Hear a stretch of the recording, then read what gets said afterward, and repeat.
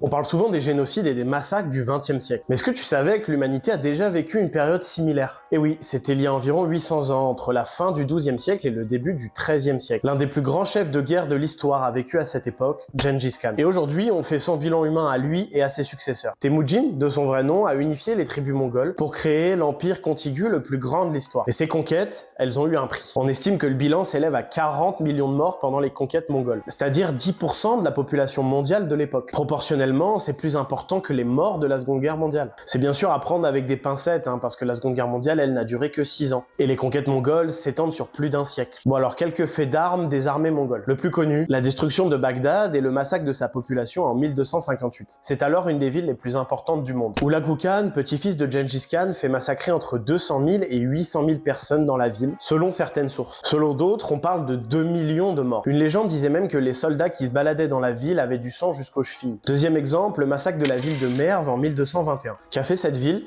L'erreur de s'être rebellée après la conquête des Mongols. Conséquence, la population de la ville est complètement anéantie. Mais pourquoi de tels massacres en fait? Déjà, une stratégie de la peur. Des villes massacrées comme ça ne donne pas envie aux autres de se rebeller. Ensuite, pas de seconde chance. Tu te soumets. Si tu te rebelles ne serait-ce qu'une seule fois, c'est la punition maximale et le massacre de toute ta population. Une anecdote pour terminer, Gengis a très souvent donné la mort, mais il a aussi beaucoup donné la vie. Enfin, surtout avec des femmes qui étaient esclaves et qui n'avaient pas trop le choix bien. On n'est pas sûr des chiffres, mais il a sûrement eu des centaines d'enfants avec de nombreuses femmes. À tel point qu'aujourd'hui, 8% des hommes d'Asie descendent de Gengis Khan. Ça représente environ 0,5% de la population mondiale selon une étude de 2003. Bon là, tu pourras pas me dire que t'as pas appris quelque chose. Si c'est le cas, tu peux t'abonner, commenter, partager et liker la vidéo. Tchuss!